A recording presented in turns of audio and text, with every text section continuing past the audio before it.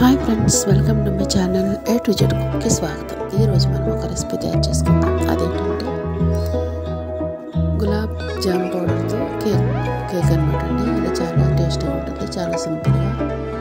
మనం ఒక గులాబ్ జామ్ ప్యాకెట్ ఉంటే అన్ని ఇంట్లో ఉన్న వాటితోనే చాలా ఈజీగా తయారు చేసుకోవచ్చు అనమాట. దానికి కావాల్సిన పదార్థాలు: ఒక కప్పు ఆయిల్, అలాగే ఒక 2 కప్పులు మైదా పిండి, ఒక కప్పు షుగర్, తర్వాత ఒక కప్పు పాలు, ఒక కప్పు పెరుగు. ఈ విధంగా అన్నీ తీసుకోవాలండి. 1 spoon baking powder, 1 spoon vanilla essence, 1/2 table spoon baking soda తీసుకుని 1 by 1 ముందుగా పెరుగు, ఆయిల్, షుగర్ కలుపుకోవాలండి. కలిపిన తర్వాత వాటిని చక్కగా స్మూత్ పేస్ట్ లాగా చేసుకున్న తర్వాత మనం ఈ మైదా పిండిని, అలాగే మైదా పిండి 2 కప్పులు తీసుకుంటే 1.5 కప్పు గులాబ్ జామ్ పౌడర్ తీసుకోవాలన్నమాట. గులాబ్ జామ్ పౌడర్ తీసుకొని మీకు మైదా ప్లేస్లో అవసరమైతే గోధుమ రవ్వ కూడా తీసుకొచ్చి మనం ఉప్మా చేసుకునే రవ్వ, అలా మొత్తం అన్నీ వేసుకొని రిబ్బన్ కన్సిస్టెంట్ వచ్చే వరకు కూడా కలిపేసుకోవాలండి.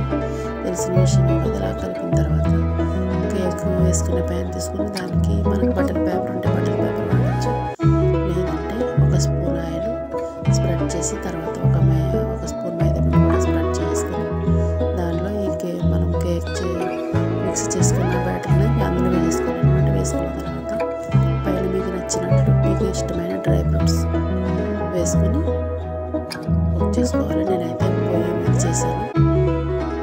పొయ్యి మీద పెట్టుకునే కేక్ పాత్ర ఉంటుంది కదా, మీరు దాంతో అయినా చేసుకోవచ్చు, లేదంటే ఓవెన్లోనైనా చేసుకోవచ్చు అనమాట. అలాగా ఒక 35 మినిట్స్ మీడియం ఫ్లేమ్లో కుక్ చేసుకుంటే మనకి కేక్ అనేది రెడీ అయిపోద్ది అనమాట. ఇలాగా ఒక టూత్ పిక్ పెట్టుకుని చూస్తే అంటుకోకుండా వచ్చిందంటే మనకి కేక్ అయిపోయినట్టు అనమాట. ఇలా ఈ కేక్ తయారు చేసుకుని పక్కన పెట్టుకున్న తర్వాత దీనికి షుగర్ సిరప్ తయారు చేసుకోవాలి.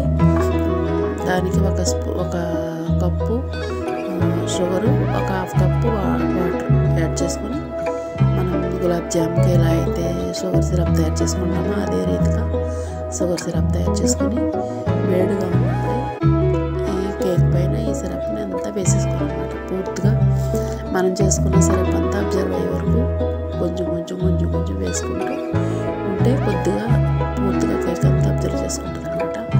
అలా ఒక 1/2 అవర్ ఫ్రిడ్జ్లో పెట్టిన తర్వాత మనం కేక్ కట్ చేసుకొని సర్వ్ చేసుకుంటే చాలా టేస్ట్గా ఉంటుందండి. ఖచ్చితంగా ఈ రెసిపీ మీరు ట్రై చేయండి, చాలా బాగుంటుంది అనమాట. ఎప్పుడు మనం రెగ్యులర్గా చేసుకునేలా కాకుండా ఇలా చేయండి. ఈ రెసిపీ మీరు నచ్చినట్లయితే సబ్స్క్రైబ్ చేయండి, లైక్ చేయండి, కామెంట్ పెట్టండి, అలాగే మీ ఫ్రెండ్స్ అందరికీ షేర్ చేయండి. మరిన్ని రెసిపీలు మన ఛానల్లో ఉన్నాయి, ఒకసారి ఛానల్ని విజిట్ చేయండి. ఈ రెసిపీ మీకు నచ్చుతుంది అనుకుంటున్నాను.